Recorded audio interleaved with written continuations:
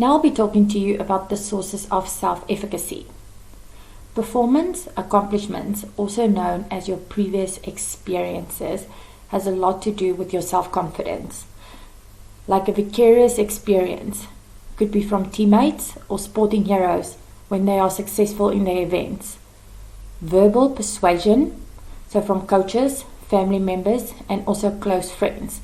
So when they encourage you and they are there for you, this helps your self-efficacy and your belief in yourself.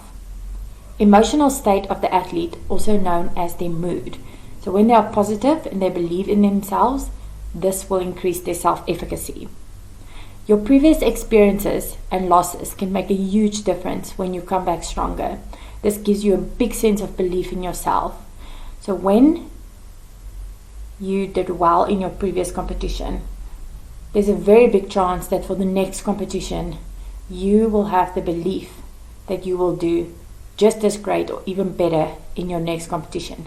You do get athletes that when they've had a negative competition or competition that didn't go as planned, they use that as encouragement to actually come back and prove to themselves and prove to people that they actually can do better.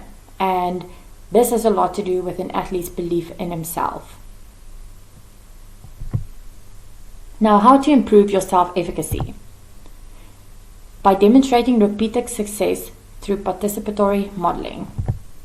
For example, the subject first observes a model perform a task. Now, this could be any sporting movement that you can be looking at. So think of an example in your own sport and think of observing someone that does the technique really well or someone that's at a very high level and you're looking at them performing the specific skill or technique. Now for best results, employ participatory modeling before the athlete attempts the skill on his or her own. Okay, that means that the athlete needs to see someone do this correctly before he or she will attempt the movement. Utilize only models who are technically correct in their execution.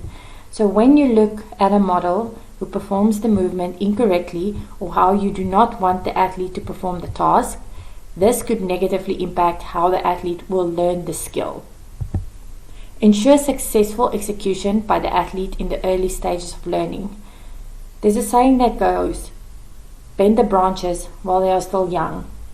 If you teach an athlete the wrong technique from a very young age, this will make it a lot harder to change later on in their lives because it becomes a habit.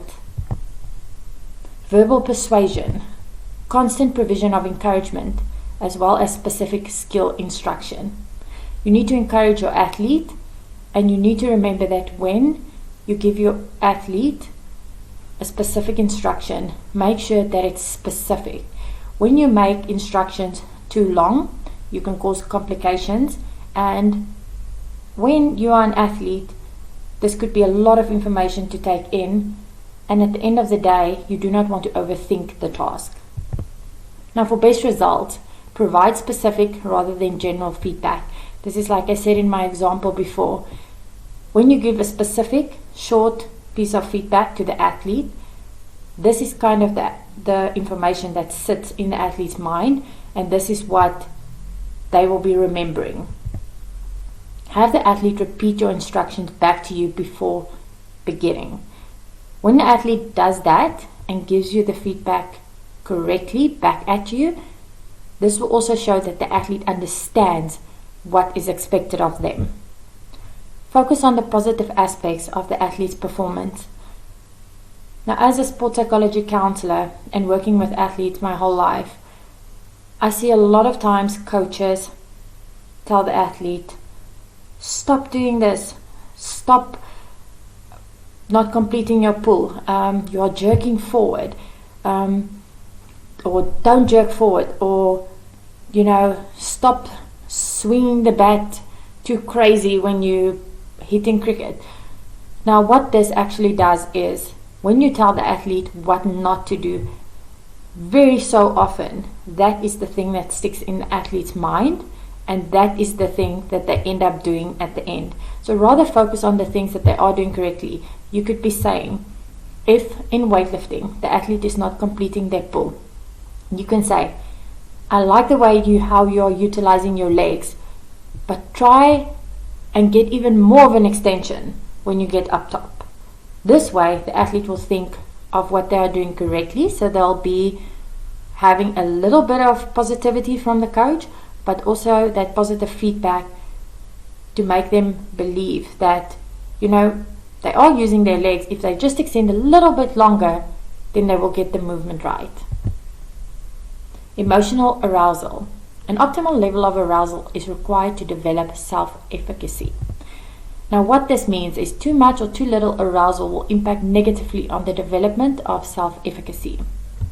Now what this means is, if the athlete gets too psyched up, it will affect the athlete's performance negatively. When the athlete does not get psyched up enough, and the athlete seems to be in a tired mood and not really aggressive or there when they're supposed to be performing their skill, this will also negatively impact the athlete.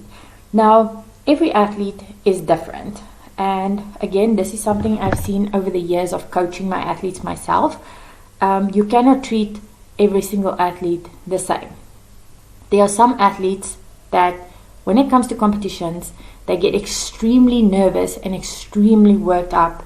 Now that is the type of athlete that you need to get more focused, more grounded, focused on their breathing, and this will get them to perform at an optimal level.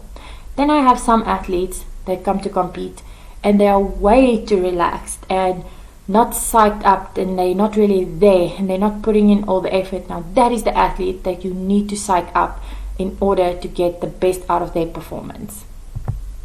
Now for best results, in the early stages of learning, keep things relaxed. You don't want to keep things too complicated or make things too hard or too complex for the athlete, because again, this will affect the athlete's arousal levels. Get to know the athlete one-on-one. Some will need more arousal while others less, just like I said before. Help the athlete recognize when they need to psych up or calm down. Again, if there's an athlete that does need to psych up, it doesn't need to be psyched up 5 hours before. He needs to be psyched up just before his task at hand. So this will make the athlete also save some energy when they go and perform their task. They will give their all, and that is the only thing that is required of them in order to perform optimally.